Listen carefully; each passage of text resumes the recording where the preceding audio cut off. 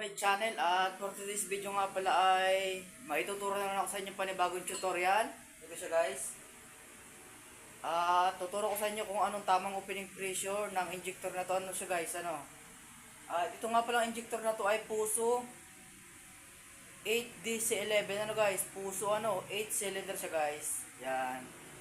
At pasensya na kayo guys at ngayon na lang tayo ulit nakapag-vlog. Yan.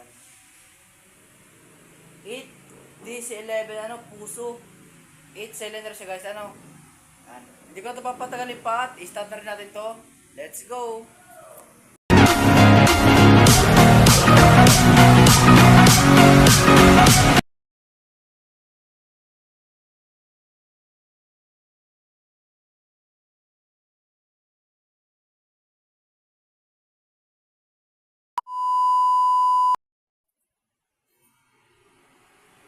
Ito nga pala guys ay yung gagawin natin na injector guys ay Puso 8DC11, ano. Bago nga pala tayo guys mag-start sa ating tutorial kung paano malalaman yung tamang opening pressure, meron muna tayo ditong i-suggest. Ito nga pala guys, gagawin natin ay syempre injector to. Single spring. Kasi guys, merong Puso na 8DC11 na double spring. Yan, ito siya guys. Ito ay single spring, ano guys. Papakita ko sa inyo mamaya para maniwala kayo na single spring siya, no. Dapat guys, pag isang gumagawa tayo sa ating area, malinis katulad yan. Kasi, oras na mapasukan to guys ng dumi, yung loob, babara na dito sa ating nozzle tip. Kasi, sayang naman kasi, ang hirap magtanggal-tanggal ng bara nito. Itong ating bagong nozzle tip, ano guys. Yan. Ito guys, ay binugawan ko na siya ng hangin para malinis na yung loob bago natin ikabit yung nozzle tip mamaya, no. Yan, ito siya guys. Ang gagamitin nga pala natin guys ay bar. Sa mga nagtatanong, bar. Kasi mas madaling computein yung bar kumpara mo do sa PSI, ano. Ito siya guys. Ulitin natin. Ito nga palang gagawin natin ay Puso 8DC11 na single spring. Papakita ko sa inyo guys mamaya, ano, na single spring siya, ano. Yan. Sa gustong matuto guys kung paano malalaman yung tamang opening pressure, huwag nyo i-skip ang video. Tapusin nyo hanggang dulo itong ating tutorial para may matutunan kayo guys, ano. Lalong lalo na sa mga gumagawa ng injector dyan. Para sa inyo to, ano guys. Yan.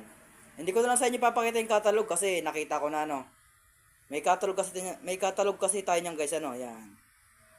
At ito nga guys, i-start na natin to. Hindi ko ito papatagalin pa. At let's go. Yan, ito nga guys, umpisahan ko na kung ano yung tamang opening pressure nito guys, ano. Papakita ko muna sa inyo guys kung single spring nga ba talaga to. Ito siya guys. Buksan ko muna to ha. Para maniwala ka single spring. Kasi guys, pag double spring, iba yung pressure. Yan. Ganito guys yung kanyang loob. Napakasimple lang. Walang ibang pyesa, ano. Yan o, single spring. Ito guys, oh. Single spring. Yan o, walang laman yung loob niyan, ano. Ito lang yung mahaba. Yan. Ito lang. Yan. Single spring, isa lang ang spring. Kasi guys, yung iba kasing Puso 8DC11, dalawa yung spring. Kaya magkaiba ang opening pressure at single spring at double spring magkaiba guys. Yan. Hindi siya magkapareho, ano. Yan. Pinakita ko na sa inyo guys na single spring siya. Magkakabit tayo ng isang nozzle tip. At titistingnan natin yung tamang opening pressure, no. Kasi yung opening pressure, yung ating tutorial, inaabangan nyo na guys, ano, kung anong tamang opening pressure to. Wait nyo lang, wait lang. Lagyan ko muna siya guys ng takip, ano.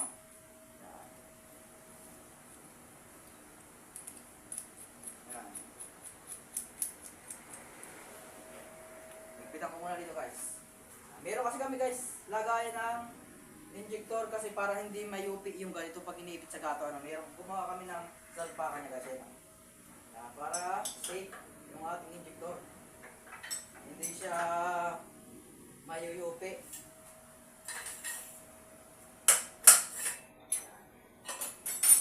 Lapitan natin guys, ano.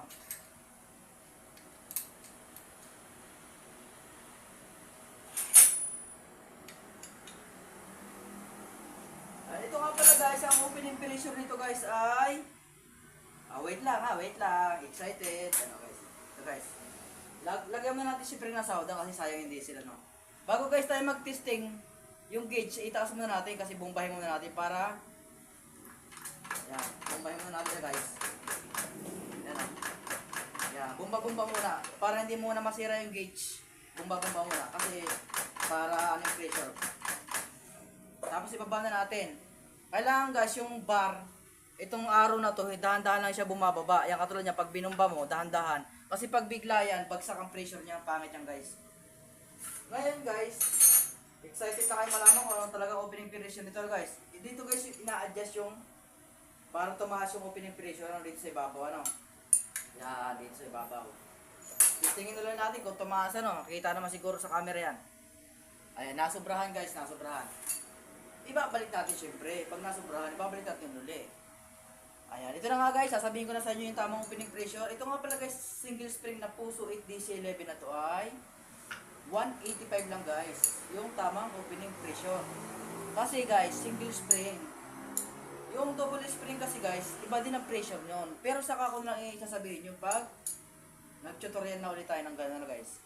Ang ating tutorial lang muna ay single spring. 185 siya guys. Huwag nyo kakalimutan ha. Panoodin nyo ulit. Pag nalimutan nyo, panoodin nyo lang ating video.